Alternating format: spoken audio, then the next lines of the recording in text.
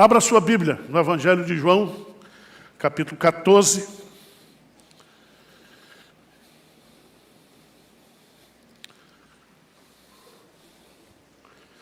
Nós falamos aqui a semana passada, baseado em 2 Coríntios, capítulo 3, versículo 17, diz assim: onde está o Espírito do Senhor, aí há liberdade.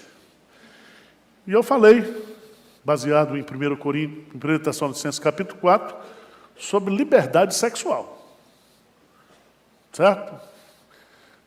Nós podemos ser livres das tentações sexuais, dos vícios sexuais.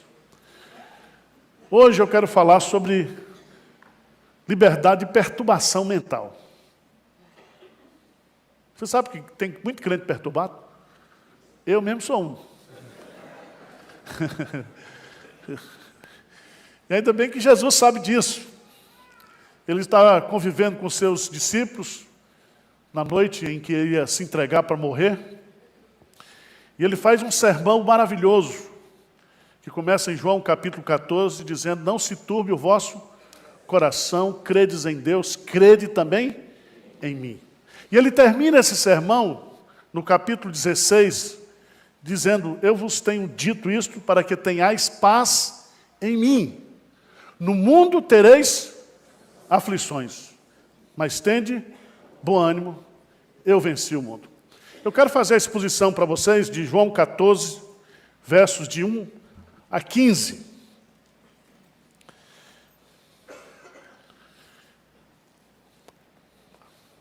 Nós somos perturbados, irmãos, com muitos tipos de angústias.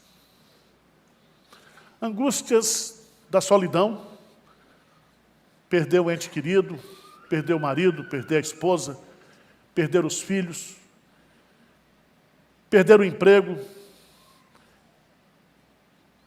As perdas na nossa vida trazem muita angústia, muita tristeza, muita perturbação. A Bíblia fala que uma das formas que Deus tem para castigar o seu povo, quando esse povo está em rebelião, é com perturbação. E perturbação o quê? Mental. Antes da gente entrar no texto, vamos lá para 2 Crônicas, capítulo 15. 2 Crônicas, capítulo 15.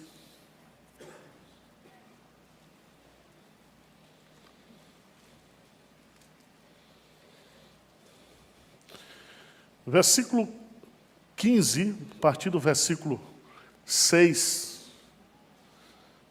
Vamos ler os versículos 5 e 6. Vamos lá? Naqueles tempos não havia paz, nem para os que saíam, nem para os que entravam, mas muitas perturbações sobre todos os habitantes daquelas terras. Porque nação contra nação e cidade contra cidade se despedaçavam. Pois Deus os conturbou com toda sorte de quê? De angústia. Quem foi que conturbou? Deus. Deus.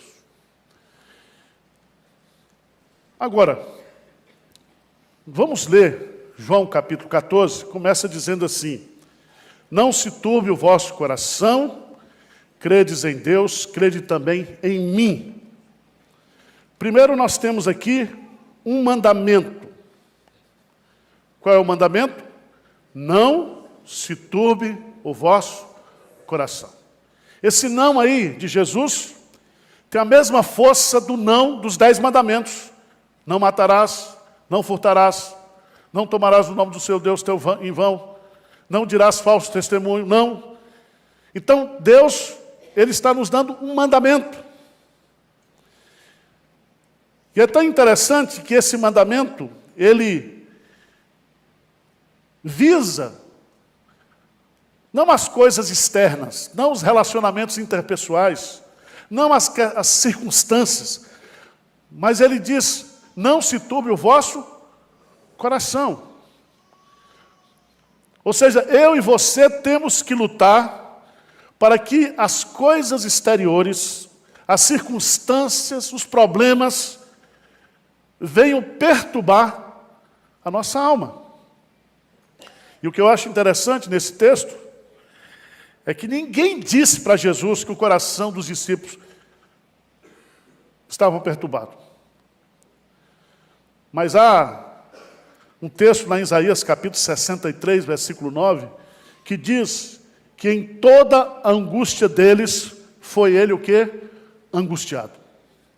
Significa que não existe nenhum sentimento que eu e você, como filho de Deus, pelo fato de nós sermos filhos de Deus, que Deus não sente.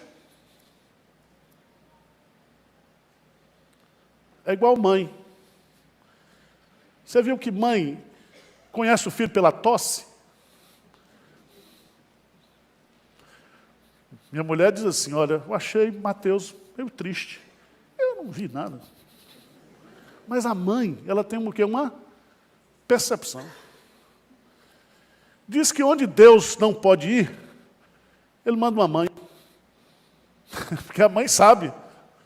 E aqui nesse texto, Jesus, Ele está dizendo, não se turbe o vosso coração, porque o seu diagnóstico é correto, é perfeito. Ele sabe que aqueles discípulos estavam angustiados, estavam perturbados por tudo aquilo que estava ao redor. Era a noite onde Jesus iria se entregar. Muitos sonhos estavam sendo perturbados naquela noite, muitas expectativas, o sentimento da perda.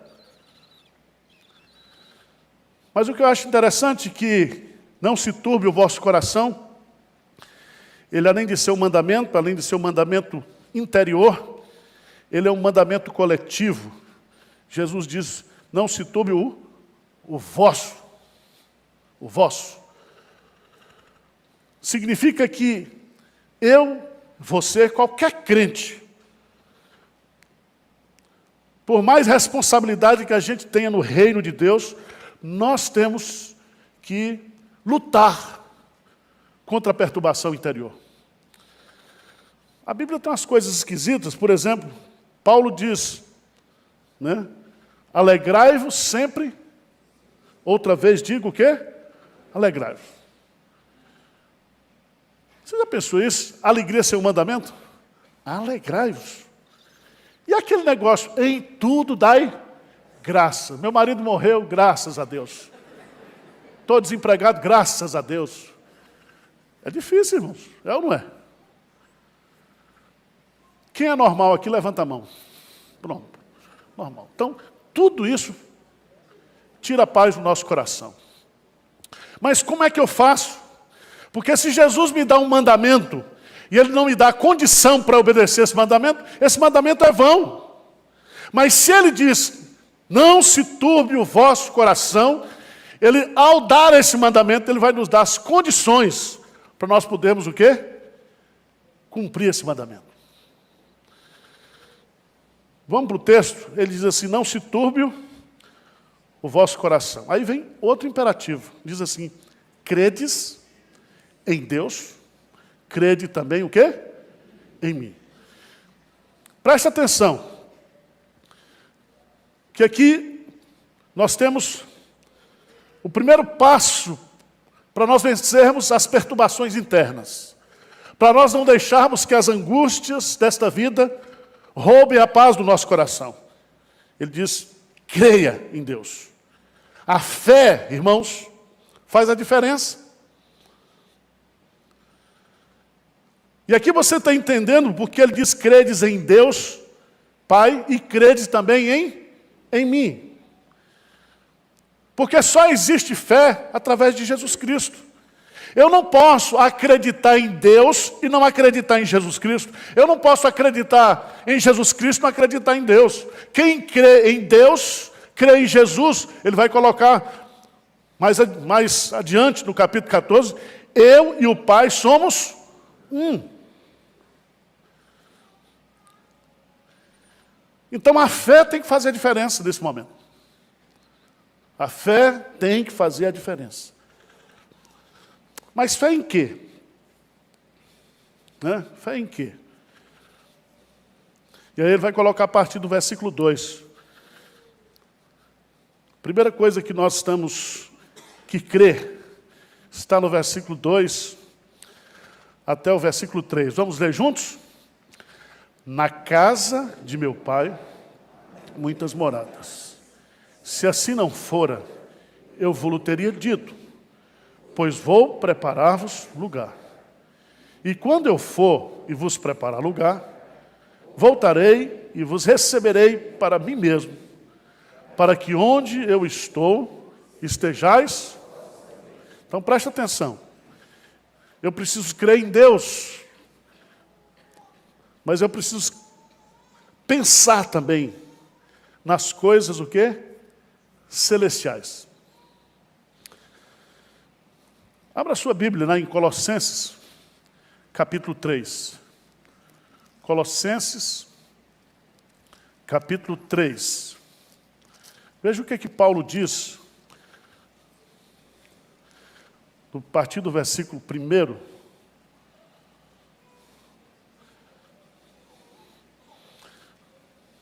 Três, 1 e 2. Vamos ler juntos, bem forte, Colossenses 3, 1 e 2. Portanto, se fostes ressuscitados juntamente com Cristo, buscai as coisas lá do alto, onde Cristo vive, assentado à direita de Deus. Pensai nas coisas lá do alto, não nas que são. Isso aqui parece uma fuga, né? Você fugir da realidade. Mas não é isso que a Bíblia está dizendo. Não se turbe o vosso coração, porque você tem fé em Deus, em fé em Jesus Cristo, e não perturbe o seu coração. Pense que você tem um pai, que você tem uma casa, que essa vida é passageira, e que você está indo para o céu. Eu vou na frente, e eu vou preparar-vos o quê? Lugar. Ou seja, a minha vida não se resume a essa existência. Eu tenho uma eternidade para viver. Então não se perturbe, não deixe, não permita que as angústias dessa vida, que os problemas dessa vida venham perturbar o seu coração, mas comece a pensar no céu, comece a pensar nas coisas celestiais, comece a pensar que você tem um pai, que você tem um irmão mais velho. E a grande bênção aqui diz assim, para que onde eu estou, estejais o quê? Vós também. Irmãos, querer estar junto é o que Jesus Cristo quer conosco. O grande projeto de Deus é nos reunir na presença do Pai, toda a família. Toda a família. E aí você vai entender que quando você for para o céu, todas as suas perturbações, todo o seu sofrimento, todas as suas lágrimas cessarão. Cessarão. Já diz o Dr. Martin Lloyd Jones que os homens que mais fizeram na terra foram aqueles que mais pensaram o quê? No céu. No céu. Mas há um detalhe aqui no texto. A partir do versículo 4, a terceira solução para a gente cumprir esse mandamento. Primeiro, a fé. Segundo, pensar nas coisas celestiais. Terceira coisa que ele vai nos ensinar, a partir do versículo 4. E vós sabeis o caminho para onde eu vou. Disse-lhe Tomé, Senhor, não sabemos para onde vais. Como saber o caminho? Respondeu-lhe Jesus, eu sou o caminho, e a verdade, e a vida, e ninguém vem ao Pai, senão por mim. Preste atenção, irmãos. Esse versículo a gente usa para pregar o Evangelho, mas esse versículo está sendo dito para a igreja. Para a igreja que está perturbada. Sabe o que ele está dizendo aqui com isso? Não se turbe o vosso coração, porque eu estou indo, e vocês estão indo também para a presença, o quê? De Deus. Vocês estão no caminho. Vocês conhecem a verdade e vocês têm o quê? A vida. Jesus, ele é o caminho para aquele que está perdido. Ele é a verdade para aquele que está enganado. Ele é a vida para aquele que está morto. E Jesus já está dizendo, vocês já estão no caminho. Vocês já conhecem a verdade. Vocês já têm a vida. E eu estou conduzindo vocês para a presença do Pai. Do Pai. Você já pensou nisso? Você está com um problema grande na sua vida? Grande. Aí você lê esse versículo assim, Jesus dizendo para você, eu sou o caminho, a verdade e a vida.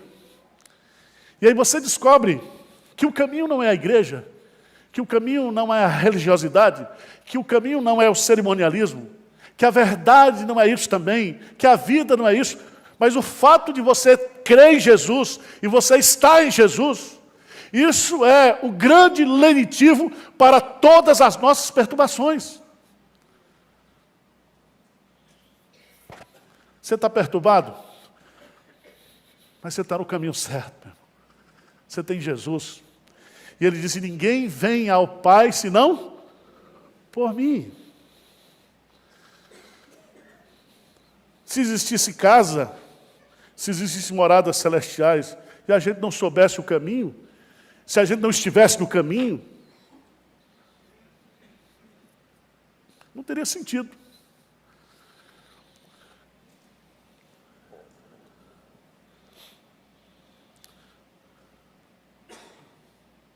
Versículo 8, vamos lá, 7 e 8, diz assim, se vós me tivesseis conhecido, conhecereis também a meu Pai, desde agora o conheceis e o tendes visto. Replicou-lhe Filipe, Senhor, mostra-nos o Pai, isso nos basta. Você já viu que crente perturbado não consegue ver Jesus como Deus? Crente perturbado, ao invés de agarrar-se com Deus, ele começa a criticar Deus. Por que isso está acontecendo comigo, Senhor? Por que esse problema todo? Isso significa que nós não conhecemos o Deus que nós temos. E aqui, Jesus está nos dando uma lição muito importante. Muito importante. É que quanto mais eu conheço o Deus que eu tenho, quanto mais eu conheço o Jesus que está comigo, mais paz eu quê? Eu tenho. Eu tenho. Tu conservarás em perfeita paz aqueles cujo coração está firmado em ti. Quanto mais nós conhecemos a Deus, quanto mais nós conhecemos a palavra de Deus, mais a paz de Deus invade o nosso coração e a nossa mente. Abra sua Bíblia, no Salmo 119, versículo 165. Salmo 119, versículo 165.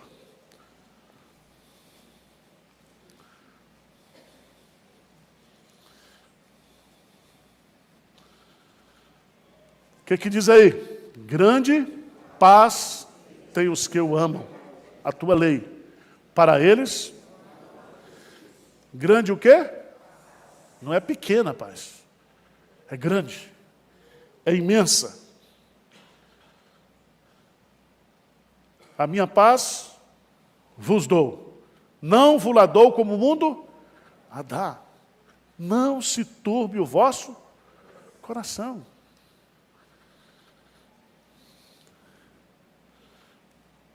Jesus diz para Filipe, não crês que estou no Pai e que o Pai está em mim? As palavras que eu vos digo, não as digo por mim mesmo, mas o Pai que permanece em mim faz as suas obras. Crede-me que estou no Pai e o Pai em mim, crede ao menos por causa o quê? Das minhas obras. perguntar para você que é crente, que está perturbado.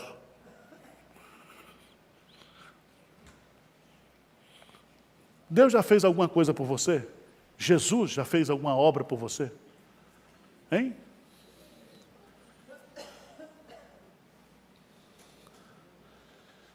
Se você não crê, por conhecimento, por experiência, crê pelo menos pelo currículo. Pega o currículo de Deus. O que Ele fez por você? Quantas você já passou e Ele livrou você? Quantas? O profeta Isaías disse que Ele está carregando você desde quando você nasceu. E a grande bênção é que quando você estiver velho, Ele vai continuar o quê? Carregando você. Se passares pelas águas, eu estarei contigo.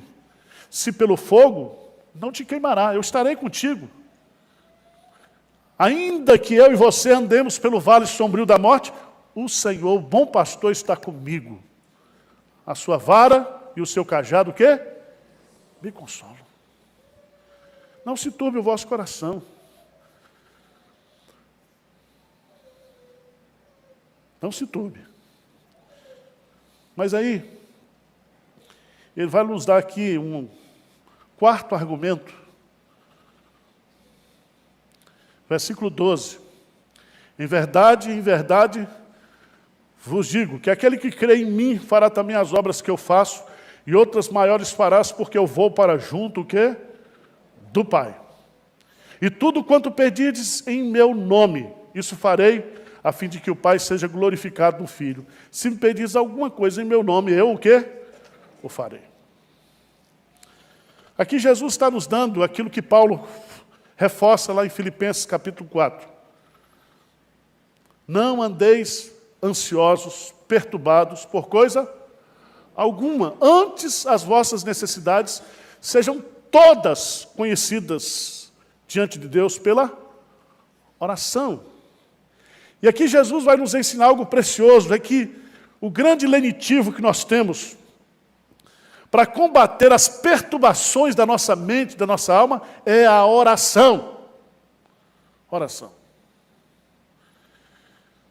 Quem aqui já experimentou? Você estava perturbado.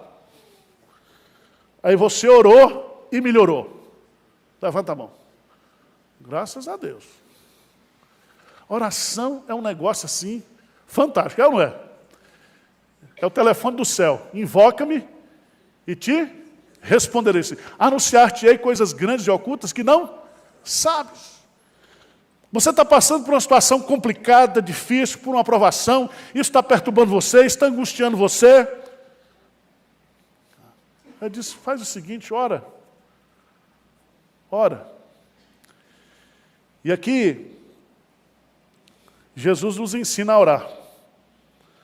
Não basta orar, é preciso saber orar. Orar é pedir. Ele diz tudo quanto pedides. Só pede quem precisa. Só pede quem entende que Deus, que Jesus, é socorro bem presente na tribulação. Se eu grito, se eu peço, Ele vem. Ele vem. Aí ele diz, não pastor, mas Ele já está comigo. Então Ele vai abrir os olhos da fé para que você o veja na perturbação. Orar é pedir em nome de Jesus. E tudo quanto pedirdes em meu nome. Significa que nós seremos atendidos não se merecemos ou não, mas pelos merecimentos de Cristo. Talvez a sua perturbação é por desobediência, sabia disso?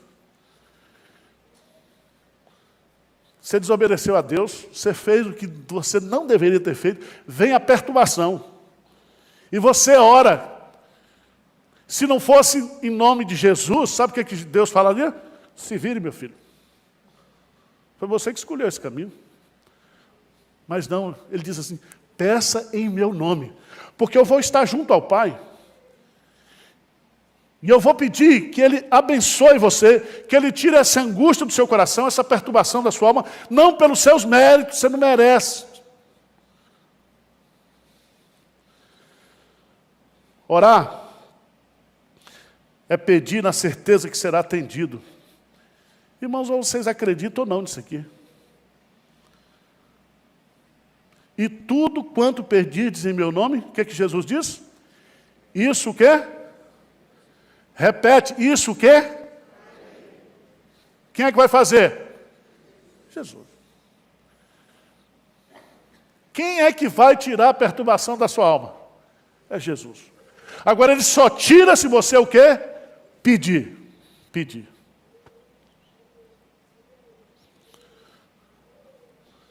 Às vezes, você está enfrentando um problema com uma pessoa e a oração que você faz é pedindo que Deus mate a pessoa. É assim? Isso Jesus não vai fazer. Ele vai deixar o cara mais uns 2 anos perturbando você. Sabe por quê? Porque crente perturbado ora. Se você não tiver uma lixa grossa lixando você todo dia, você não ora. Você não depende de Deus. Paulo pediu para Deus tirar o espinho na carne. E Deus disse, eu não vou tirar o espinho, Paulo. Eu vou aumentar a dose de graça. A minha graça o quê? Te basta. O meu poder vai aperfeiçoar você na sua fraqueza. E Paulo diz, quanto mais eu estou fraco, quanto mais eu dependo de Deus, quanto mais eu preciso orar, aí é que eu estou forte. Aí é que eu estou forte.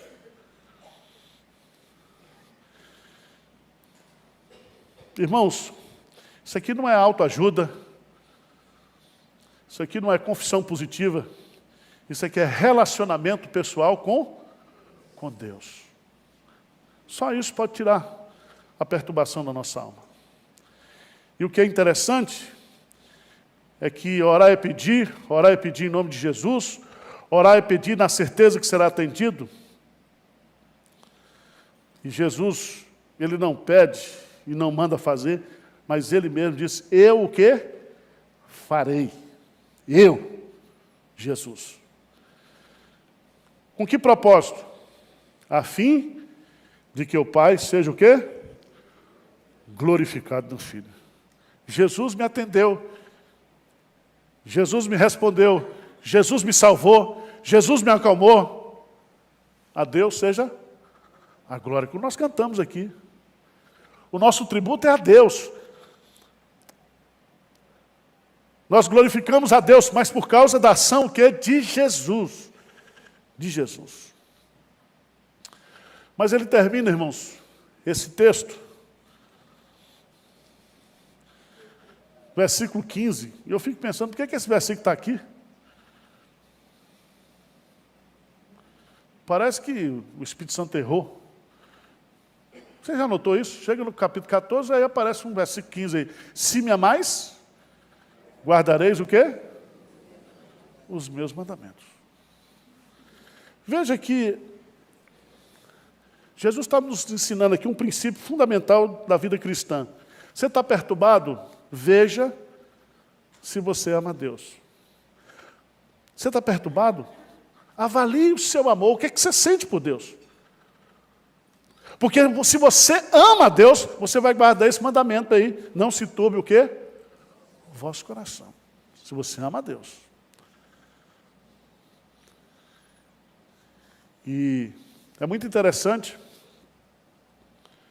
porque a maior prova de amor é a obediência. E se o texto começa com mandamento, ele termina o quê? Com amor. E amor é um ato de obediência. E ele vai colocar isso no versículo 23 do capítulo 14. Veja que versículo lindíssimo. O que Jesus diz aí?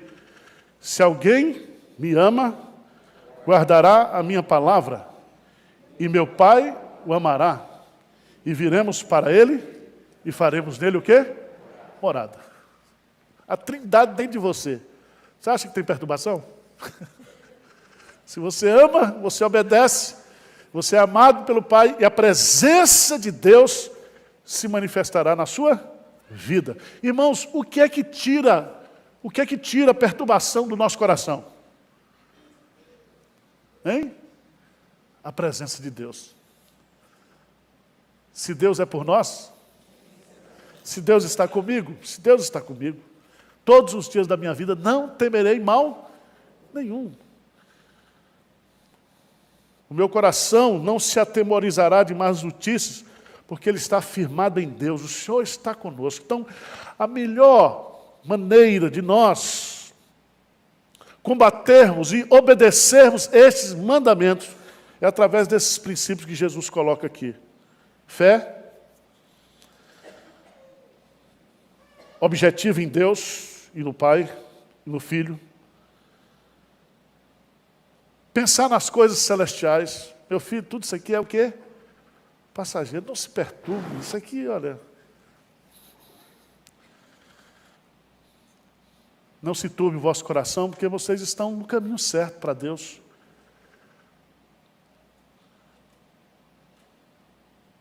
Não se turbe o vosso coração, conhecendo-me cada vez mais. Não se turbe o vosso coração, tendo uma vida de oração. Não se turbe o vosso coração, amando-me e fazendo o que eu mando. E aí as vossas perturbações terão o quê? Fim. É o único meio. Vamos ficar de pé?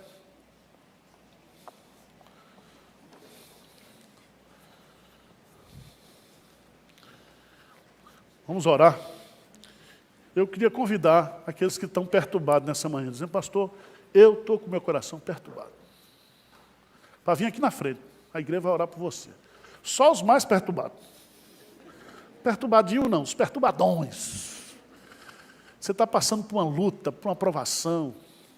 Você diz, pastor, eu queria que a igreja orasse por mim nessa manhã, para que a paz de Deus, que excede todo entendimento, seja derramado sobre mim. Tem alguém aqui que está assim? Se não tiver também, está todo mundo bem? Pode vir, gente. Nós estamos entre família aqui. Não é apelo, não, é só para a gente orar por você, tá?